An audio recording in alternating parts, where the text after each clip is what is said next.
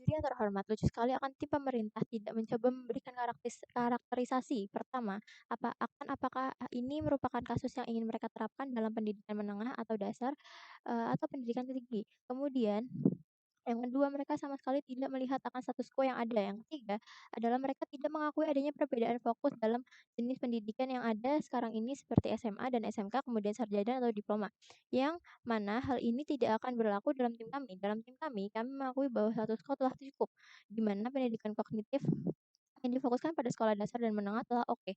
Kedua, bahwa terutama untuk pendidikan seperti SMA, pendidikan kognitiflah yang lebih harus ditekankan, bukan terkait dengan praktek atau keterampilan yang mana hal ini juga akan memberikan, suatu perbedaan setelah mereka lulus nanti. Yang terakhir, yang ketiga, adalah di mana dalam status quo di sekolah menengah dan dasar, sekarang ini telah diimplementasikan seperti P5, pembelajaran kontekstual dan lain sebagainya yang telah mendukung akan pendidikan berbasis keterampilan dan praktik sosial, namun dalam lingkup yang cukup sesuai dengan usia dan perkembangan anak. Namun sebelum saya menyampaikan pendapat saya, ada beberapa sanggahan untuk tim pemerintah. Yang pertama, tim pemerintah mengatakan bahwa pendidikan merupakan persiapan di dunia kerja yang mana tidak hanya dibutuhkan orang yang baik dalam kemampuan fisik namun juga kemampuan lunak. Akan tetapi hal ini sama sekali tidak relevan. Dewan juri yang terhormat, kenapa? Pada akhirnya persiapan pendidikan kerja seharusnya dipersiapkan oleh seseorang ketika telah lulus dari tingkat perguruan tinggi yang mana hal ini bukan fokus dari pendidikan menengah, kecuali untuk sekolah menengah kejuruan yang memang, mereka sudah dijuruskan secara langsung untuk mencari pekerjaan. Sedangkan di tingkat sekolah menengah atas atau sekolah menengah pertama atau bahkan sekolah dasar, hal yang mereka pelajari seharusnya terkait dengan pembelajaran dasar akan semua hal yang ada. Semisal saja orang tersebut ingin menjadi swasta kecil, berarti trik-trik marketing dalam materi ekonomi dan juga kemampuan berhitung dari matematika lah yang mereka dalami. Jika mereka tidak mengetahui matematika dasar, mereka bisa saja ditipu oleh penjualnya dan, lain sebagainya, sehingga argumen mereka ini tidak tepat. Yang kedua, tim pemerintah juga mengatakan akan beberapa orang gagal untuk melamar kerja karena tidak memiliki kemampuan lunak dan lain sebagainya. Namun menurut kami, hal ini tidak relevan dengan apa yang kita perdebatkan dalam mosi kali ini. Karena ibarat saja dengan pendidikan kognitif akademi, di sana, akan tetap ada anak yang nggak akan bisa masuk melamar terkait data scientist. Hal ini karena mereka tidak bisa menggunakan aplikasi bantuan seperti Excel dan lain sebagainya. Mereka tidak pernah memperhatikan atau suka dengan materi dalam, pelajaran ilmu komputer tersebut. Sama saja dengan keterampilan dan praktek sosial yang mana pasti akan ada beberapa anak yang tidak mengikuti, pembelajaran tersebut atau menaati peraturan yang ada. Kenapa? Karena mereka tidak akan berkenan untuk melakukannya dan bisa saja mereka melakukan hal yang lebih buruk seperti membolos dan lain sebagainya. Oleh sebab itu pendapat tim pemerintah akan beberapa orang gagal untuk melamar kerja itu tidak relevan sama sekali. Tim pemerintah juga mengatakan bahwa ruang akses dari kognitif belajar akademik itu sempit dan lebih luar keterampilan dan praktik. Namun kami percaya bahwa hal ini tidak benar, Dewan Juri yang terhormat. Kenapa? Karena pada akhirnya sekalipun kita menjadi orang tua atau ibu rumah tangga, kita akan tetap membutuhkan ilmu-ilmu tersebut. Semisalkan ilmu fisika untuk menentukan temperatur suhu ketika masak atau terkait dengan kimia, yang mana ibu-ibu harus memahami obat yang akan diminumkan kepada anaknya ketika sakit.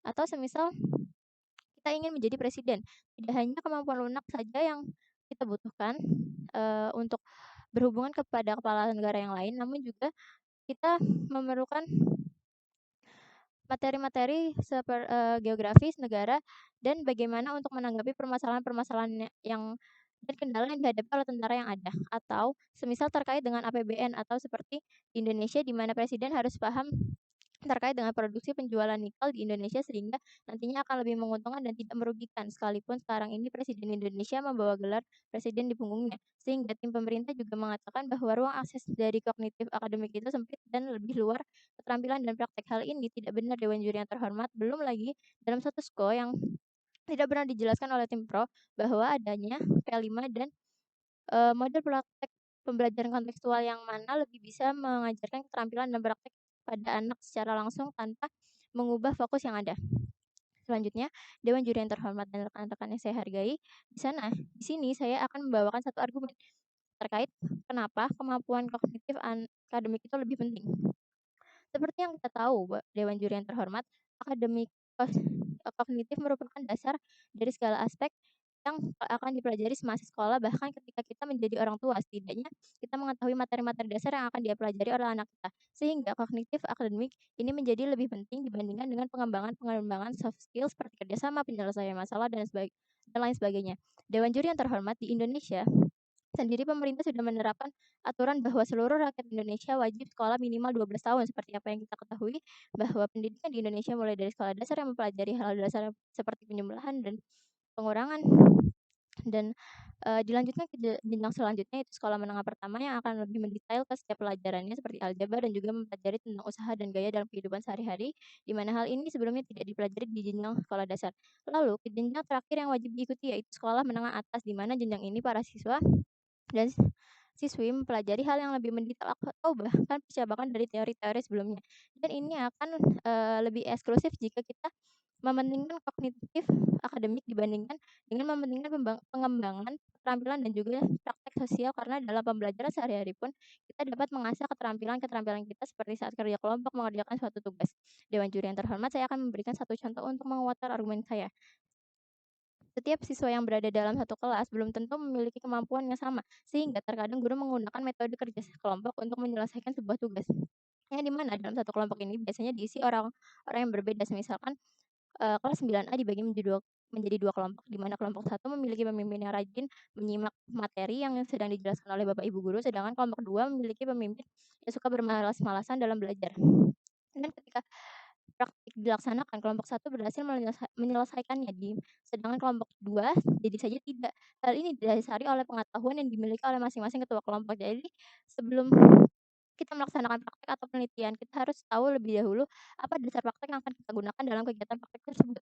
Selain itu, dengan kerja kelompok, siswa-siswi secara tidak langsung belajar cara mengambil keputusan, cara memecahkan masalah, dan juga kepemimpinan yang efektif itu seperti apa.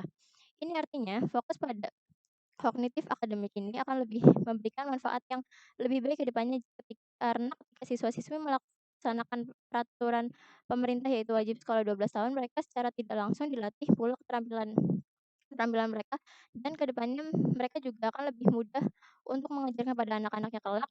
Selain itu kognitif akademik juga bermanfaat ketika mereka mencari pekerjaan, contohnya seperti arsitek. Sebelum mereka menjadi arsitek, mereka harus tahu dasar-dasar apa yang akan mereka gunakan dalam membangun sebuah bangunan. Sehingga dalam perdebatan kali ini saya menolak dengan tegas bahwa pendidikan yang berfokus pada pengembangan keterampilan dan praktik sosial akan lebih baik jika dibandingkan dengan pendidikan yang berfokus dalam akademik. Sekian, terima kasih dari saya.